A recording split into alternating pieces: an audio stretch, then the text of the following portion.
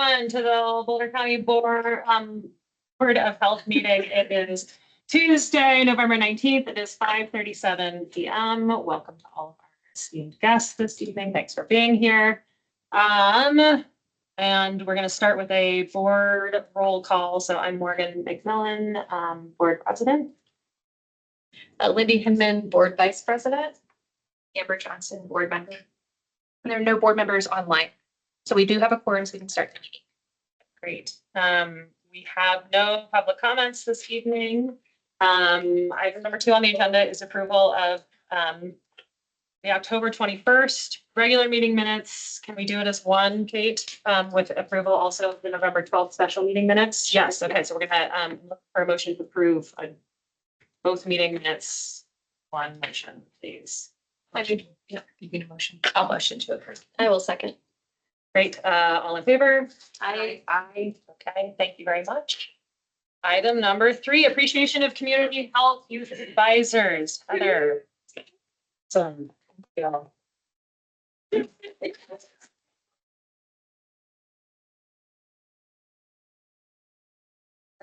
got some notes that I'd like to. So good evening, everyone, and Board of Health members. It's a privilege to be here tonight to celebrate the vital contributions of youth leaders to our public health efforts. On behalf of the Community Health Division leadership team, I want to thank you for giving us the opportunity to honor these incredible young change makers tonight. Last month, we showcased their work during our agency-wide staff meeting, and we're thrilled to highlight it again tonight. We're grateful for the youth leaders who were able to join us here tonight and want to acknowledge that there are also some who could not be here, but continue to make invaluable contributions. You can see photos up there of many of the folks who are here and those who aren't. In our Community Health Division, we abide by the mantra, nothing about us without us. Youth leadership, expertise, and voice are prioritized across our programs. Where young people serve as paid employees, project collaborators, and advocates for change.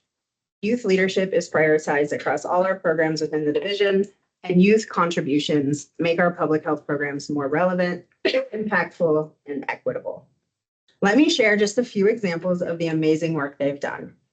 Youth leaders on the Lafayette Communities That Care team play key roles in strategic decision-making and recently led a discussion with the community board about safe spaces for youth in their neighborhoods and broader community.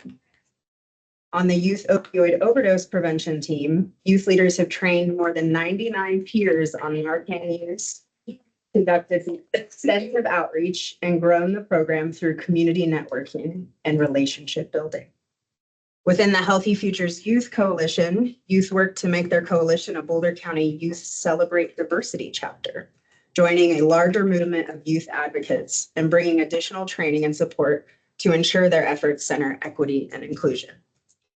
In the OASIS program, youth leaders not only guide the program's direction, but also lead workshops, work to create more inclusive communities, and advocate for policy changes to support LGBTQ youth.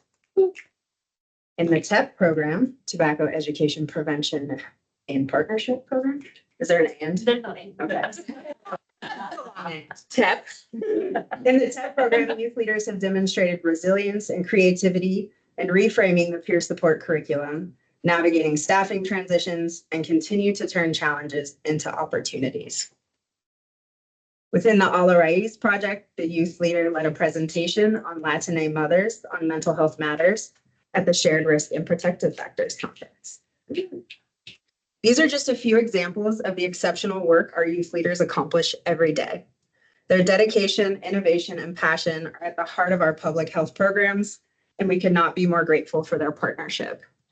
It's also important to acknowledge all of our staff who work directly with these young folks, who prioritize those relationships and the voices and feedback that sometimes is not always easy to take from our youth advisors and youth leaders in making changes. Thank you again for allowing us to honor these remarkable young leaders. As we move forward, let us continue to prioritize their voices and invest in the transformative power of youth leadership in public health. Thank you again.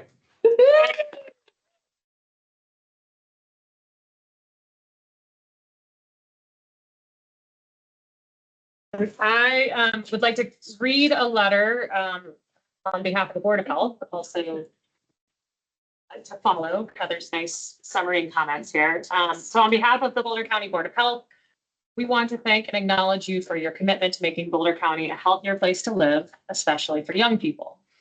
Youth Voice is essential to our work in public health as it brings new perspectives, lived experiences, and innovative ideas to the work that you do, or that we do, excuse me. Your insight and dedication to supporting the health of our community members is greatly appreciated. The health and well-being of Boulder County residents, especially youth, is a priority for our agency and community.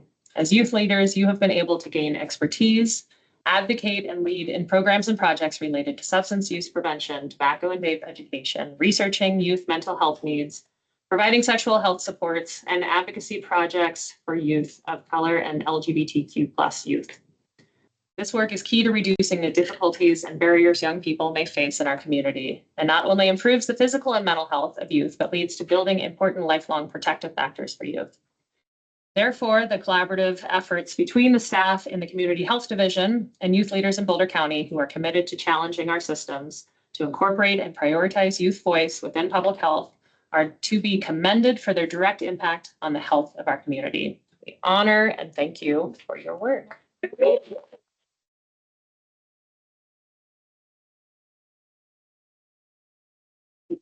So we are going to invite you all back out into the lobby area. We have some little gifts of appreciation, and we'd like to take some photos.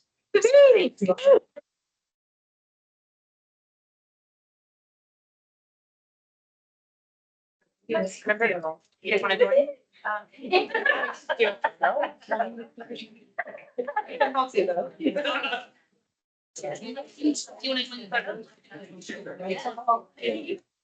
Usually not big easy ones.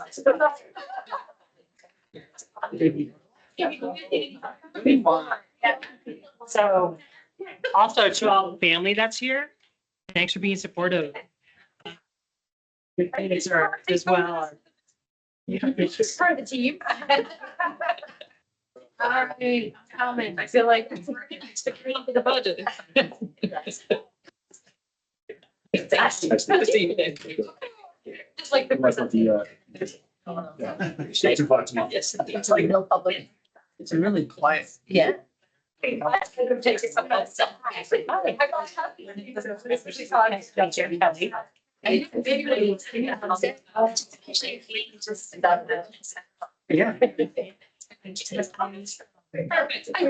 She'd also. These, right, it's like a, I don't have too much.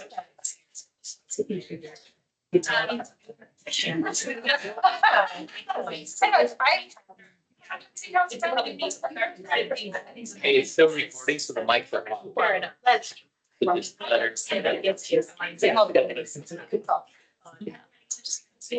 No, you're appreciating it. It should be unsaid. No, no worries. It is, contributions of all these guys. You know, it's really great and, you know, it's gonna be some rough roads ahead, maybe. So I think they're gonna, yeah, so we supportive of them, I think. Super helpful. Yeah, yeah, you guys take care. Have a good night. Like I checked the box, I'm good at that. Did you? Maybe? You taking the holiday? Oh, okay, okay. I mean, we're on Thursday. Yeah. Are you ready? What is this called? Just a reminder for when the mics are on. It's recording. Oh, thank you. So make sure that we're in a public meeting. Thank you. Portion of it. It's a good reminder. Yes, just make sure you better not the right people. Oh, yes. I won't say who those are because we're on live, right? Yes, yes.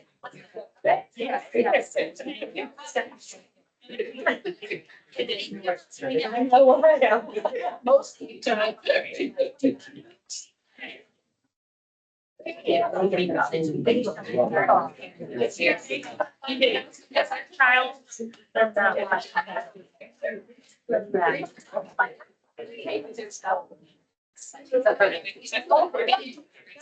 Really value.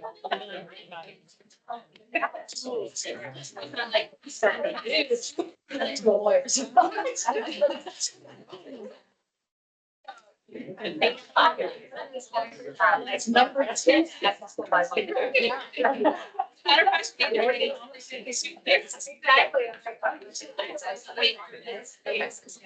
you go.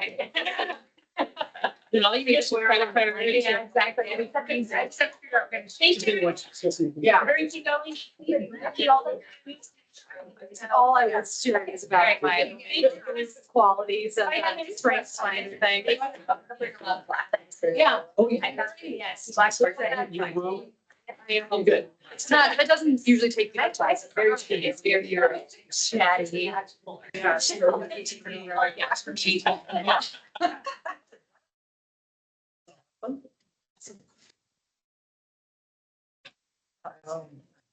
Yep. Okay. Item number 4, strategic plan report. Dive in. There. Thank you.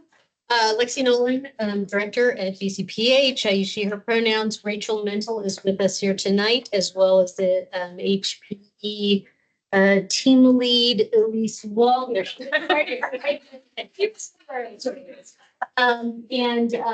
We're just excited to give you a little chance to talk about. That's wonderful. A little chance to hear about the baseline, a little chance to have a conversation about the baseline reporting for the strategic plan and what we might be developing going forward. Thank you. All right. It's a tough act to follow. Let's be quite as exciting as. So yes, Rachel Mental, she, her pronouns, health planner. As Lexi said, we're excited to share with you the first quarterly report. Hard copy if anyone would like to view it. So yes, our first quarterly report for the strategic plan. And this really covers the first 3 months of implementation. So this is when we started implementing over the summer. This is kind of the really, like Lexi said, to give you the baseline of where things are at after the first quarter. So in the report, you will see status update for all of the objectives. So out of our 19 objectives, 14 are in progress, which is exciting. Just a quick note that not all of the objectives were slated to get started right away. So some of the work builds on the objectives as they get going. But so you'll see where the status of each objective is at currently. And then for each priority leads and work groups also share some accomplishments from the first 3 months, challenges that they've encountered, and then next steps of what's planned for this quarter. So what they're working on right now for 4. So moving forward, we are working on making the reports a little more detailed. So future quarterly reports, we're looking at adding more status updates for the activities and just more information to give kind of a deeper look into the work that's happening. But again, for this first report, just wanted to, first 3 months, getting things off the ground, just kind of giving you guys some information about where we're at. So again, moving forward, we'll have more details on the activities. The quarter 4 report will look a little different. That you'll see, I have to think about the timing of this, that you'll see in February, because it'll be kind of the summary of the half a year that we've started. So we'll have some measures of success kind of included in it as well, but yeah, just looking forward to continuing to refine the report based on feedback from you all as well, kind of things that you might want to see as we produce these reports for you. Another thing to look forward to with the new Board of Health structure for next year. So second quarter of the month is when the strategic plan will be kind of the focus. So that's when we'll present these quarterly report updates, and the priorities will be joining us for this meeting. So they'll be able to present on the work that they're doing instead of listening to us. It'd be nice for them to be able to share what they're working on, and then they'll be available for questions and discussion as well. That was really all I had, because again, it's a pretty simple report right now. But yeah, I open it up to any questions you guys might have. If there's anything you guys want to add. The only thing I was going to add is Rachel alluded to our Q4/annual reports going to look a little bit different. So the idea is to have a little bit more detail, like she was saying, around the activities, and then also diving into those measures of success for year one, right? So what those quantitative measures were for this first year. As Kelly might chime in as well, one of the things that we're looking at as an agency is wrapping that into a larger annual report for the agency. So that's our Q4 portion of the strategic plan report out. That was not clear at all. The portion of the annual report that pertains to the strategic plan that's in that annual report might be more of a slimmed down version, but we are still planning on compiling that bigger picture of what were our successes in year one of the strategic plan. So long story short, there'll be different forms of that information coming to you, one being more targeted towards an external audience and one being a little bit more internal for decision-making and updates for the agency. Is there anything you wanted to add on that, Kelly? Sorry. Sean is the comms manager, is working on a communications plan for the annual report. So he should have that wrapped up. I have been prioritizing that. And then we'll maybe sharing that with the director's team a little bit and doing some tweaking on that. But it's more than just like a report that we put out in, second quarter or something like where it is. Because we're also looking at how do we build in, for example, like doing some videos around each one of the priorities or programs. There's also we're in conversations around the dashboard piece, which you've all heard, different spaces, right? And we're working with Armando and Jordan in these spaces as well, so we can bring in some of those. But those decisions haven't been really pulled quite together.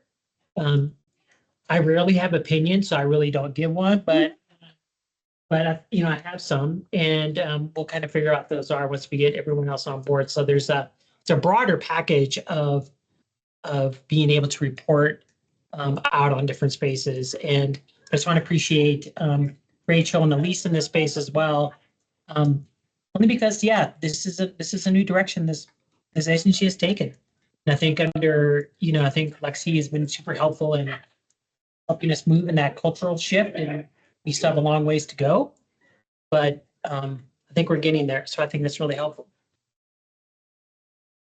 I want to ask just about the key challenges that are mentioned, and in particular, sort of coordinating efforts with other county agencies, and then conducting community engagement without compensation. So those seem like those are ongoing things, right, that are going to be challenging. Do you have any sort of thoughts about how we're going to approach those hurdles? Let you take it. No. Oh, we're talking. Short answer, no. I think this is going to be a benefit of having the priority leads here in future meetings, because I think they can speak to them a little bit more. Trying to remember which one. I think the coordinating with other was around the climate and community engagement. Yeah, and then the compensation for, community engagement piece. As you said, these are challenges that we've been aware of for a while, and please feel free, anyone from. I think they should a little. I was just saying, I think it's all I'll say from the HPE team's perspective is that these have been acknowledged in the planning process, so they're not surprises. And I think one of the things that we look forward to as part of our monitoring, evaluation, and learning plan is as we come together on an biannual and annual basis to make updates to the detailed implementation plans, to provide these status updates to staff, pull together our annual report as we're having these conversations of, okay, what have we learned thus far? How do we pivot? This is why we capture that information, because we've been picking it up along the way, but now it's time to actually use that information that we're pulling together from all the strategic priorities of okay, we've acknowledged this. How do we want to address this moving forward? Can we address it moving forward? And if so, what are the resources available? But Lexi is going to be able to provide a much more nuanced answer. I can just tell you kind of what we've talked about in both of those spaces. So particularly in the climate action work, that coordination piece is really critical. And so Mary Ann, who's the lead for that piece of work, and I have been talking about who are the key partners that we need to be connecting with. And we have begun to set up more of those conversations, both with county departments and also with community groups that we're working with in this space. I think that work's going to pick up as we go forward. I'm beginning to, you all are tracking how I'm beginning to feel to try to carve out more time for the externally focused work. And that would be, for instance, something that would be on my radar in terms of supporting our staff to get the right connections and make sure that that works moving forward effectively with our partners. In relation to the compensation for community members, I think that's a question for us to pick up in our priority-based budgeting work. To think about, is this a critical piece of our strategic plan to make us successful? How does it fit in? How does it work with, what is the range of needs that we have here that is reasonable and appropriate? So those are conversations we'll be having in the budget context as we go forward, as well as probably also in the health and racial equity spaces in terms of appropriateness. And I would just add that I think the youth advisors are a really good example of how community health has built that in to their grants to fund them. So all of the youth advisors receive a stipend. And we would love to see that expand to other divisions and create other opportunities, but we would have to allocate resources for that. So I think, sorry, Kelly, I know you had something to add, but just thinking about, right, how do we write in things into grants, for instance, that either for individual stipends or for partnerships with community-based organizations, right, that are working with folks that we might connect with. So, Yeah. And the community ambassador program was a good example of what we used during COVID. So it already serves as a model of something that we could replicate should we want to move in that direction with the community through the community engagement part. There are several areas in the agency where we already work with community partners to go in on grants together. And so I think that's an opportunity to explore as we build out the climate work too. And Morgan, I was going to add on the climate work. I talked to the staff, Lexi and the staff quite a bit about that. And I was really struggling with, is this really a strategy yet? Or is it really about figuring out what base public health plays a role on this issue? And I think it's very ill-defined. So I think that'll be something that we continue, to discuss in terms of what is the true role, right, of public health. Is it more responsive? Are we doing things that are more proactive? What is the county doing? How are we fitting into those programs? Right. So I think there's the other area that came up that was similar was how are we really, I didn't see any language around our older adult community and our aging community. And as we know, demographically, that is shifting in Boulder and becoming, it's becoming an older community. And there wasn't a word about that in this plan. But as we discuss that, there's a lot of programming that sits with that community. Now, I need more information over time. And Lexi knows this in terms of, are there gaps, right? And areas where public health does need to play a role. And I don't feel informed enough to be able to answer that question. So I think as you think about the strategic plan, it is an evolving document. And I think as a board, we need to kind of keep things front and center in terms of what we need to see as it starts to evolve further. And then how we may need to adapt the priorities of the organization over time, if that makes sense. Just wanted to add that context. Can I ask a few questions? Oh, sorry, Kelly. I'm sorry. So I wanted to say that I think this is a part of our agency. We've been doing a lot of community engagement in the past. We've never sort of quantified that space. We've never been able to measure that space, or not never, but not in a consistent manner. And so I think that is a huge lift coming up here. And I also want to challenge BCPH and our board and everyone else to think about authentic community engagement. What I mean by that is a lot of times we skim the surface or we talk to this gatekeeper. The word gatekeeper has a meaning because it opens the gate or closes it and things like that. And so I think that there's lots of experience, lessons that we can build on to do sort of those authentic spaces that really get down into populations that may drive a particular disparity in our community. So that's not happening between today and June, but it'll be something that we need to focus on.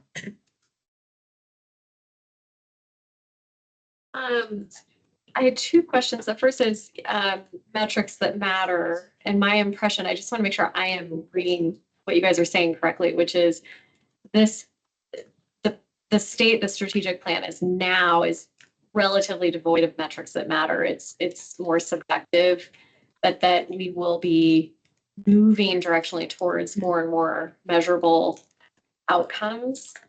Is that a fair way to characterize sort of where we are in this journey? And then when do we expect to see a dashboard or something like that, right? That would help us better understand where we really are measurably.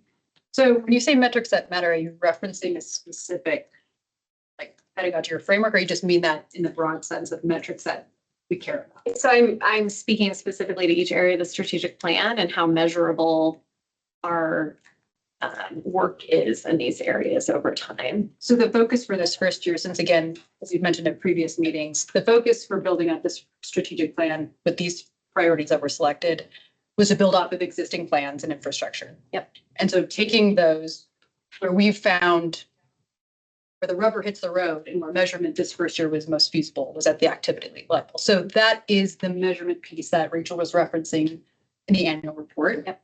And a lot of that is not quantitative in the sense of like X% of something being completed, but more of like, was this specific activity that's a first step, such as developing a communications plan for our mental behavioral health strategy, pulling together and formalizing the plan for technical assistance and training in the NBH space.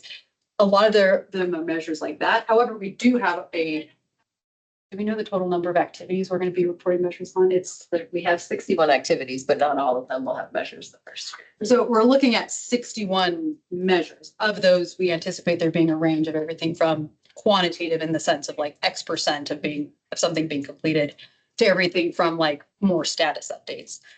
That's a long-winded way of saying that's what measurement will look like for this year. Rachel's busy working with our work groups as we build out detailed implementation plans for 2025. I was going to say 24. So we looked at 2025 to start building out the quantitative metrics of success at the objective level. So getting those more dialed in of, again, what are those organizational and or population health metrics that we would use to quantify success at the objective level. And so we're trying to work from kind of both ends of what is our measure for success here at a higher level, and then also working to coach work groups, not programs, coaching the work groups as we move forward to have activities move towards that more quantitative space as well of like, not just did we get this plan done, but of the training and technical assistance we plan to do in 2025, what percentage have we successfully completed? So it's, again, more of a formal quantitative measure of success.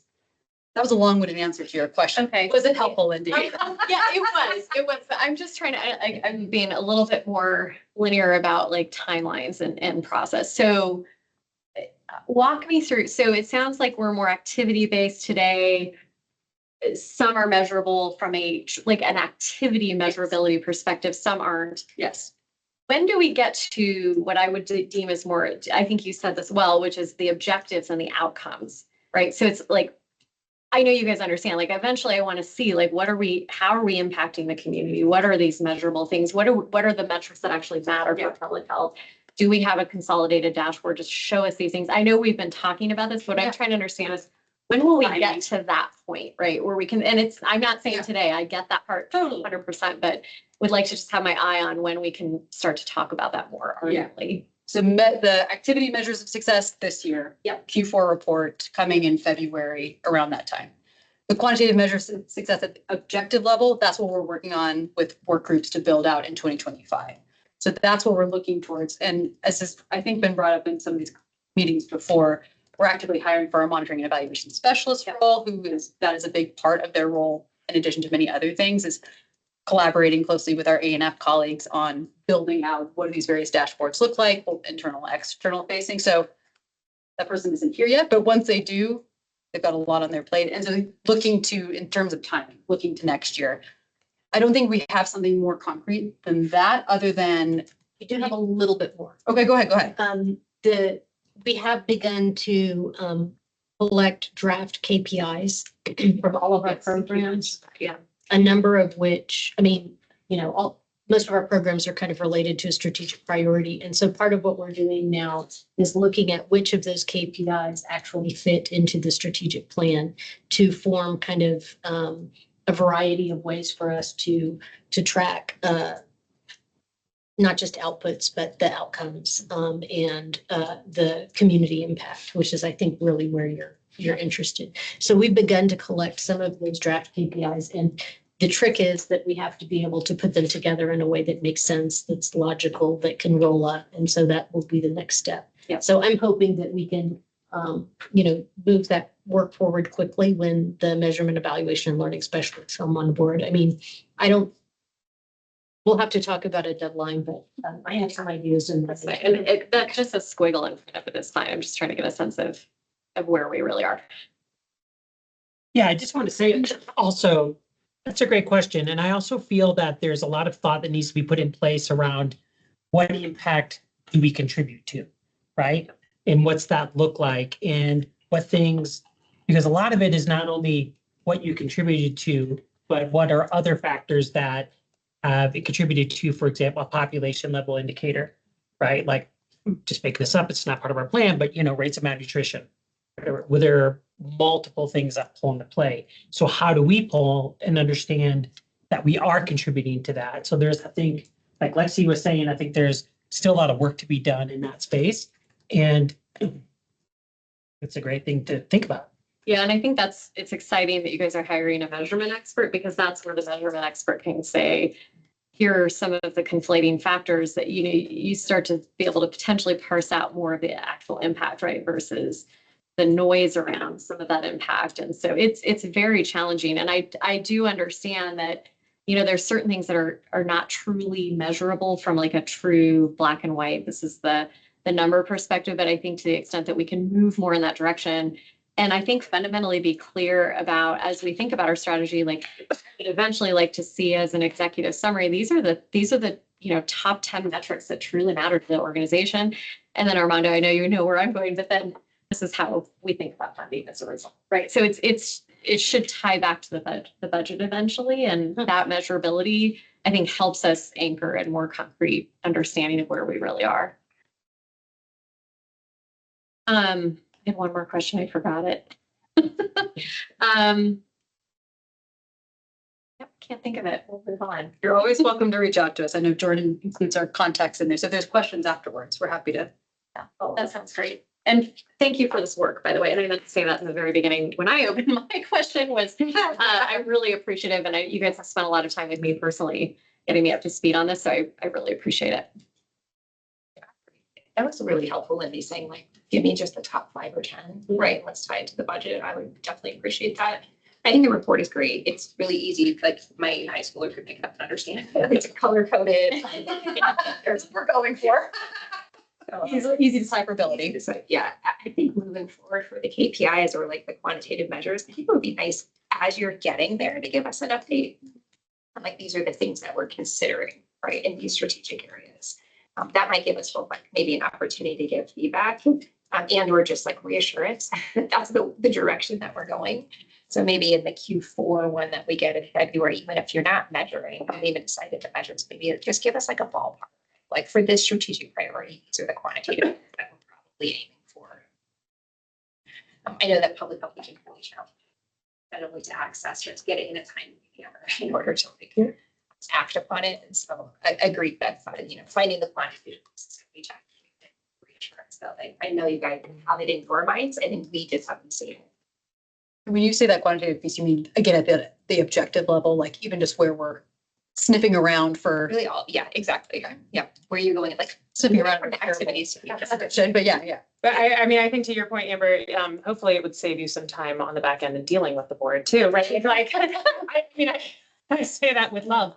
But I just mean that, I could go both directions. well, I mean, yeah, but I do think like, there's clearly a lot of interest and engagement in this work because it is driving what the agency is focused on. And so I think that's why the board is so deeply engaged. And so, if there are opportunities, and I know we have these subcommittees that, work on things, but maybe it's appropriate to explore like a subcommittee that doesn't have to meet every month, but to just check in as you're developing things like measurement tools, because then that will give the board opportunity to be more engaged in that discussion also before you get too far down the road.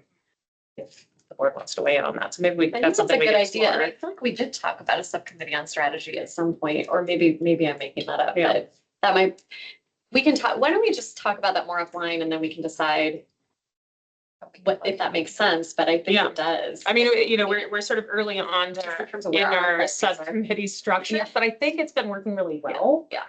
So that's maybe something we could explore. It's just so that we can keep work moving forward. You don't have to wait till, you know, when you come to us every 3 months to give an update, then that's also an opportunity for the board to be engaged in between those updates. Yeah, and in a positive way, just frankly, having some external sounding board on some of the things, right? So like, how would this present externally? And, you know, do we feel like this is gonna show up well from a public person, you know, so you can get that input early from the board. And I agree with Morgan, maybe stave off some concerns as you're maybe too far down the path at that point. Not that that would happen ever. I also see that Brooke has joined us. Hi, Brooke. I don't know, Brooke, if you have any questions on the strategic plan report before we move on. Did you get all of your questions answered? Yes. So Brooke can hear us that Brooke doesn't have access to Mike. Oh, okay. So she's been texting me on the side. Okay, well, Brooke, you text Jordan if you've got anything you want to add. But otherwise, I think we got questions. Yes. So thank you for your ongoing work in this and your leadership, Kelly, and continue to focus on it. So Keep on keeping on. keep on keeping on. Thank you all. All right, Thanks for thank you. giving us your time and bearing with us as we were far less exciting than a Well. room full of young adults doing amazing work. You did well. Yeah. Close second. Item number 5, our standing agenda item on budget, and Armando, you are up. So we're pleased to present the 2024 budget amendment for your approval tonight. We appreciate your patience as we worked to ensure accuracy and alignment in preparation for our audit. And our A&F director, Armando Fardiola, will walk you through the details of the amendment. Thank you. Good evening, Board of Health. Today, we're presenting the 24 budget amendment, which reflects necessary adjustments based on our updated financial data, funding sources, and unforeseen changes in the original budget. As key points of the amendment is revised revenue. We updated our revenue projections to reflect current expectations, ensure accuracy for the remainder of the year. We also looked at some decrease in grant mix. When I talk about grant mix, it's multiple grants. There was some decrease in anticipated grants and required reallocation of the resources. And the amendment also helps clarify our expected spending for 2024 fiscal year. So we are asking the board if you'd please approve the 24 budget amendment. And we'll be coming forward next month with additional information for the 25 budget. And we've got a budget study session Correct. between now and then where we can go into a lot more detail on Absolutely. that budget. So I'd like to see if you have any questions.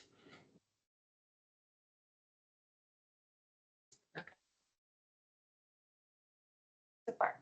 Okay, and I know Brooke and I spent some time in the budget subcommittee going through this too, so thanks to Brooke for on that. Okay, so then I think we need a motion to approve the 2024 budget amendment. I move to approve the 2024 budget amendment. Second. Great, all in favor? Aye. Aye.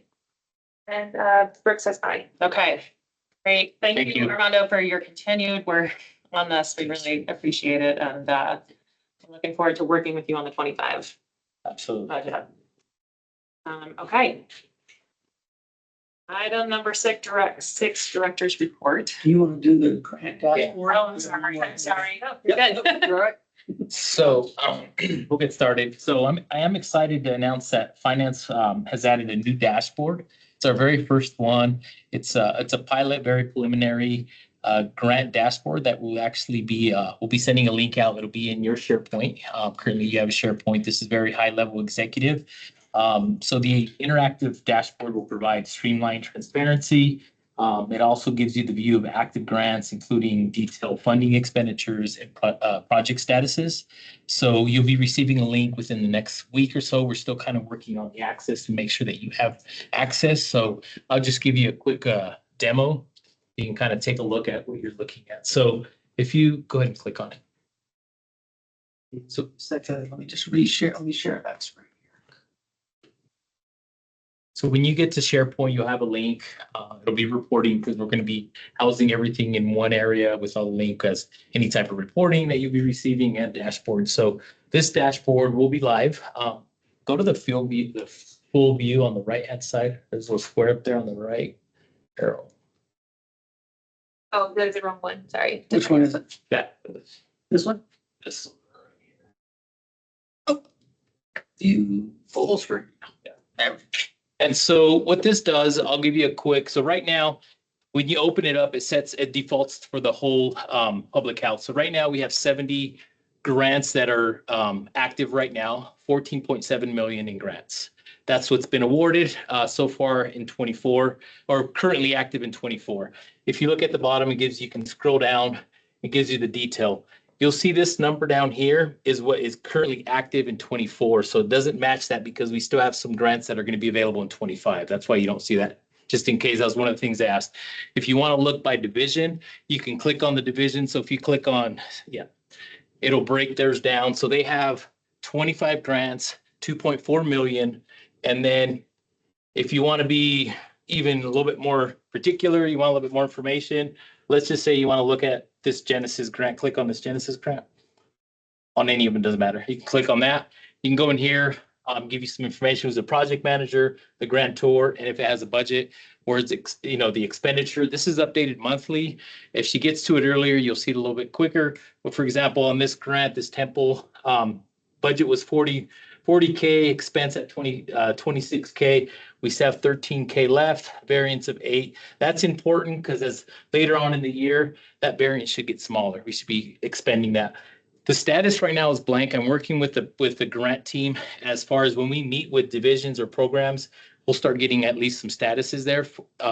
So we'll know what's going on with the grant itself. So this is high level. We're working on more additional tabs for more of the operational. Really like to get the programs and divisions to be able to use this, to be able to manage, personnel, manage their programs, to make sure that we are using all the money we have, spending now all the money. And then we're working on this. This is what's proposed right now. It's on a pipeline. So we have about 20 grants that are proposed at 1.7. That's by itself because it's not tied to a specific dash. So we're working on improving this. So this is more of a pilot for y'all to take a look at. We'll be introducing this out to the programs also, and we'll obviously continue evolving and making it a little bit more detailed, adding more information for their needs. Any questions on that? It's awesome, Armando. I think the teams are going to be really excited. Look at that. Do you think will we go live, you think, in 25? Well, we're actually going to go live within a couple of weeks for the board, and I can share it. I think for the operational side, it needs to be more detailed. This is very high level for Lexi, myself, to kind of give it, like, for example, I know there's, click on double click so you can get to the beginning on one of the programs. On the squares, if you reset it, you got to double click on one of those just to reset it. Double click it. Oh. There we go. There. So for example, high level, I know there's 70 grants, 4.7 million. That helps us start looking at, funding, but we need to make a little bit more detail. So there'll be a different iteration of this that'll be more for operational. And we'll keep that more for internal because that needs to be, for example, there's other indicators that they need to be looking at. But at least high level, this is more of a high level executive look. Great. Yeah, well, I can Thank imagine you also, with the grants. yeah, the division managers, right, as they're trying to oversee what all the different programs like As we can go, and then a more historical, but this is where you got to start somewhere. So, yeah.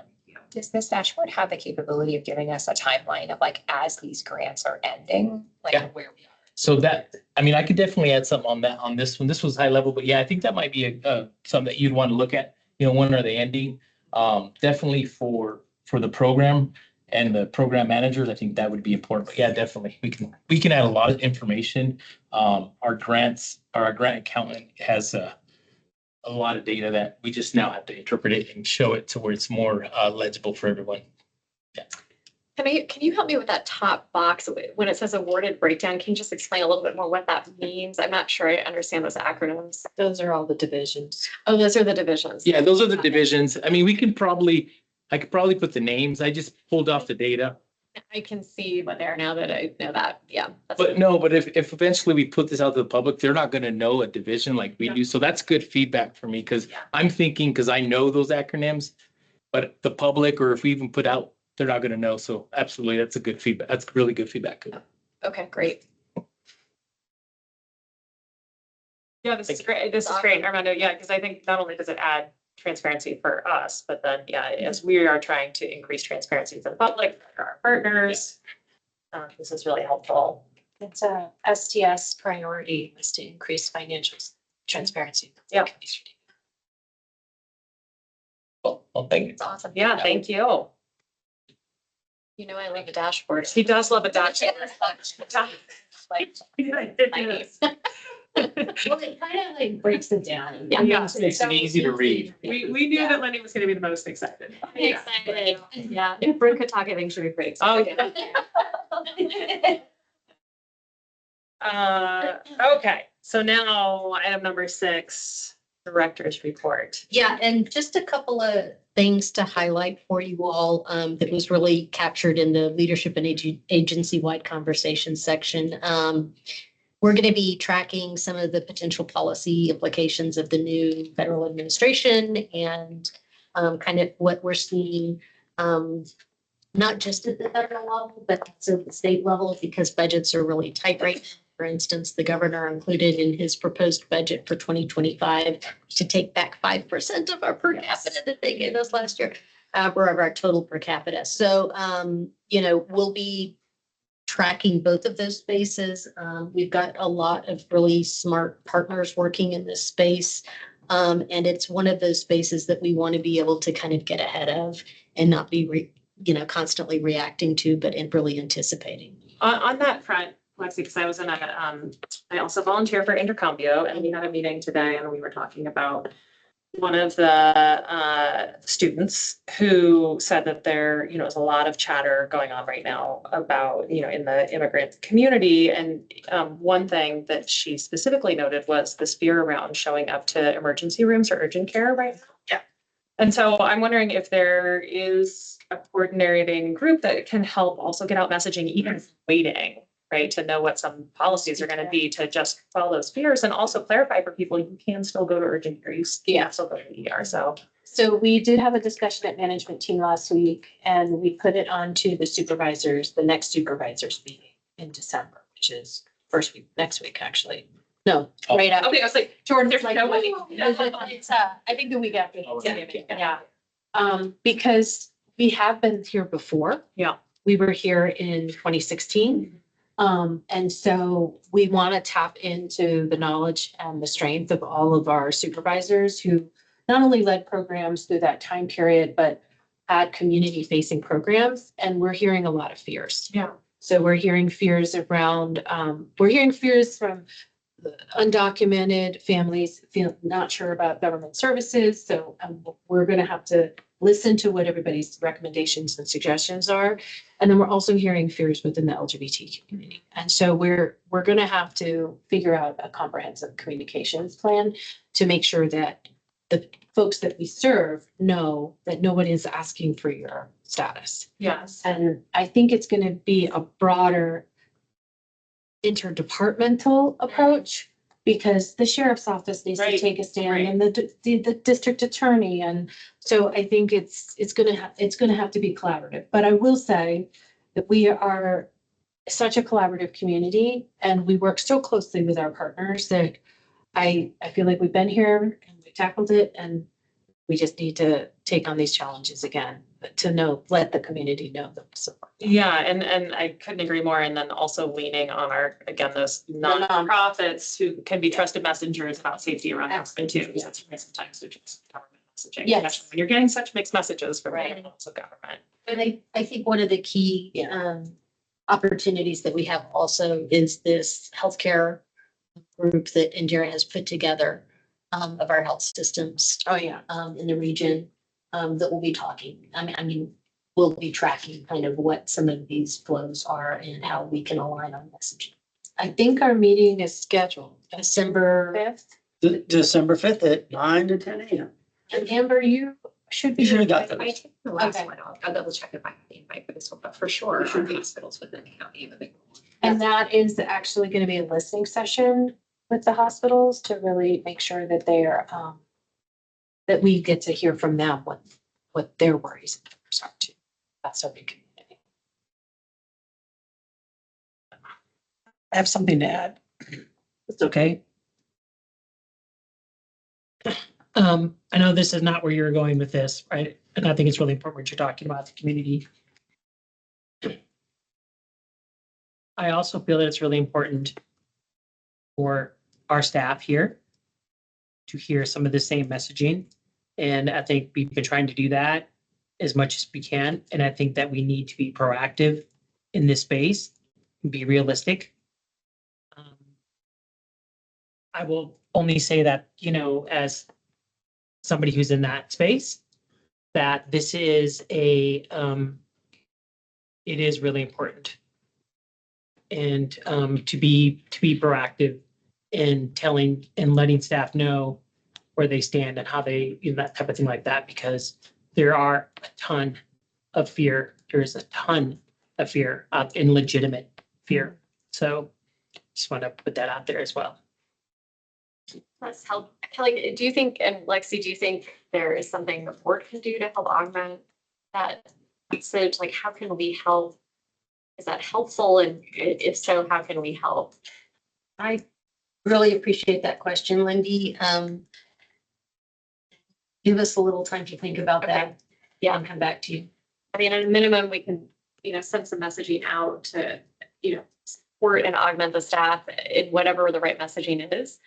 But, and it should be, I think, consistent with our messaging externally too. Yeah. But, I don't want to speak for the board, but I think we all would want to support that message, Kelly, that you just raised. So, yeah.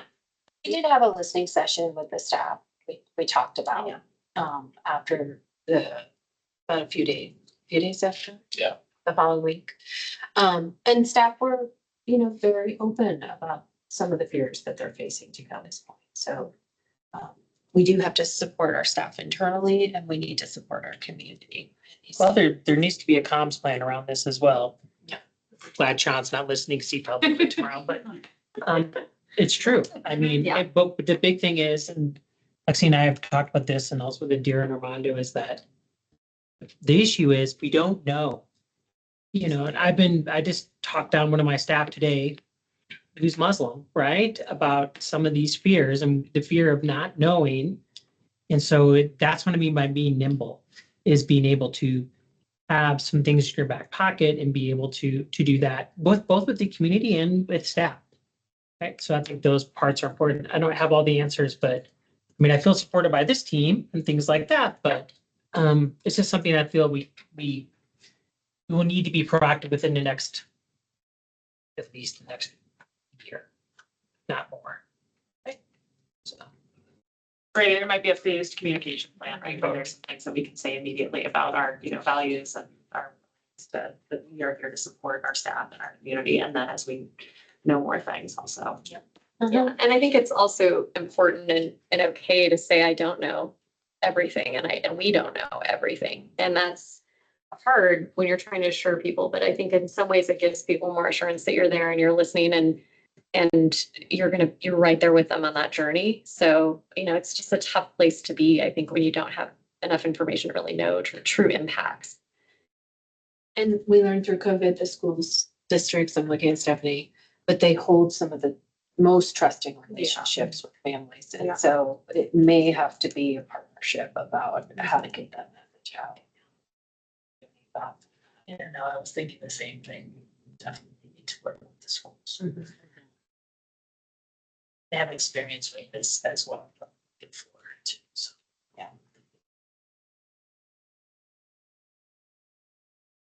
Okay. Second thing I wanted to raise, and I mean, this is obviously going to be an ongoing conversation and we'll stay in connection with it. We are working really hard to prepare for the December budget study session. So that we can make sure that our programmatic work's appropriately funded and looking at long-term sustainability and that all of your questions are answered adequately.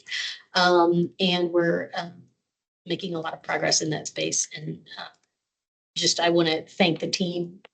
Y'all have been putting in a lot of hours, and overtime hours to make this happen. So big kudos to you. Our staff participated, and a couple of you were there for the October 30th all staff retreat. We spent some time talking about workload and burnout, and there were a couple of teams that we saw are really struggling in the potential space, and we're going to be looking at how do we support them better? I think it was a really great exercise because it really just opened the conversation and surfaced it in a way that we could see it much more clearly through kind of some of the tools that our facilitators were using. And it was really helpful and productive and gives us some very specific ways to move some of that work forward. And the reason that this is elevated up to an agency-wide and leadership conversation is because you all know that public health workforce is expected to have, massive retirements. I mean, we've been talking about this for a couple of years just because our workforce in public health is aging quite a bit. We had a lot of people join, 20 or 30 years ago, and they're ready to maybe take a break. And COVID had the effect of kind of decreasing applications to public health schools. And so, in addition to just, caring about our staff and not wanting them to burn out, this question of how do we kind of keep people engaged in a happy way at work is really critical for our success going forward. So we'll continue to think about that. Indira is ready to roll out some of the workload plans for implementation at the end of the year, beginning of 25. Do you want to see the workload plan? It's like a lot, but. No, but I think understanding what the highlights, I don't know, Okay. priorities Maybe are. we come in January. Yeah, Yeah. okay. We can do that. Are you guys talking about, I guess I have a question, which is from a burnout perspective, are we seeing it across all staff, meaning in these programs, or are there certain cohorts of staff? They're hotspots. Right, but is it more programmatically aligned versus type of staff? So Not all the accountants versus, or like. yeah, or even just like on demographics or anything, like, is there any alignment around? It's teams. It's teams. Okay, so it's more the workload of the teams. It's workloads of the teams, and then there are, there are pockets within each division where there's really heavy grants management. So we're hoping that the grants manager, we can get that person in place because that will help to relieve that burden. And it is an equity issue, right? Because then they're having to manage large teams and manage all these grants.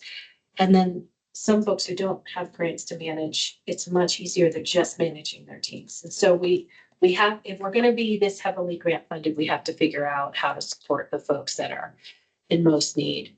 There's also, we have to say no, right? So a lot of our grants that come to director's team, we ask critical questions, and I did share at the meeting, it's like, not because I'm trying to be a jerk, but because you have a really high workload and I'm worried about your capacity to take on another grant or to take on certain work. So if you're going to take something on, what are you going to let go? And I think we tend to be an agency of a lot of A+ students who are very innovative and creative, and that's great, but we have to get better at prioritizing and letting some work go. So it's really going to be a larger culture shift. I imagine it will take years. And I was thinking about the community youth program that just came through. Is there any effort around creating pipeline around programs like that, where you start to feed into schools of public health, getting people degrees. I'm just curious if we Yeah. have talked about that. Yes. You want me to share it? So ahead. we are part of a group that is run by the university and CDPHE. And so, we actually have that in our roadmap. It's called an academic health center. Yeah. Partnerships with LPHAs.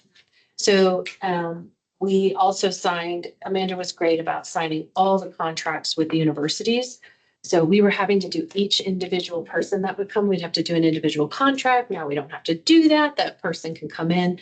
So really, we just need to get better centered and get our systems in place so we can start creating more opportunities for capstone and particularly for the graduate students, like the capstone projects and the practicums, but also figuring out how to support undergrads. Great. I think there's a financial component to that too, because we want to be able to give any intern in the undergrad the opportunity to maybe get a stipend. And I think the county is moving in that direction. Yeah. So we haven't quite fleshed it all out, but that work has started. Okay. And also I'm thinking about just community colleges also. Yes. Build better. And now partnerships. community colleges are free for Yeah. certain things. So that's like amazing. Yeah. Okay, next, the county has, is going to be closing on purchasing a new building in Boulder in December. It's at, I think, 2525 28th Street. And it's a beautiful building. That is expected to serve as a Boulder hub, kind of, we have a Longmont hub, we have a Lafayette hub, and this would be a Boulder hub. And it would replace this North Boulder campus when it's occupied. We love this campus. We love the deer walking around the grounds. We love the open space and the baseball field next door. But the buildings are high cost to maintain. And not sure with, the hybrid work environment, if it's the best use of resources. So when that new building is occupied, it will include our frontline staff from this campus. Who will be co-located with human services and community services front-facing staff, which is great. We don't know yet where the rest of us will land, but we are talking with the county and have very good conversations with them, very positive conversations. Either it will be, downtown, or if folks want to be in Longmont or Lafayette, that's fine. Or there might be some extra room in that 2525 28. So that will be unfolding. It's going to take them a while to refit some of the buildings. So it'll probably be a year before we move in. Yeah, they said 2026, maybe 18 months. How will that impact our rent? If it's a newer building? That's that. Let's Never got a question. I never had a. I don't think they know yet. Okay. We don't know yet. Yeah. Okay. Okay, last point. Management is working on preparation for a transition to the new Board of Health agendas cycle. That 3-month cycle we've been talking about. We're starting to get excited. Jordan and I are having fun conversations. It's whiteboarding. And the changes to the director's report that'll come with it. We are going to develop a change management plan because it's going to be a big shift for staff. And so we're going to start it in January of 25, but it's, and we'll be coordinating it with the HPE team and some other folks, but we're going to start practicing how this works for teams sooner than that. And just thank you for bearing with us as we figure it out. But I think what you'll see is something that's much more aligned kind of with our strategic focus as an agency, and allowing you to really ask questions at the right level and see presentations that are kind of pitched at the right level. And in combination with the dashboards, not just the admin and finance dashboards, but the programmatic dashboards that we'll be building, I think it'll make lighter work for you as we move forward. And that's all I have for you today.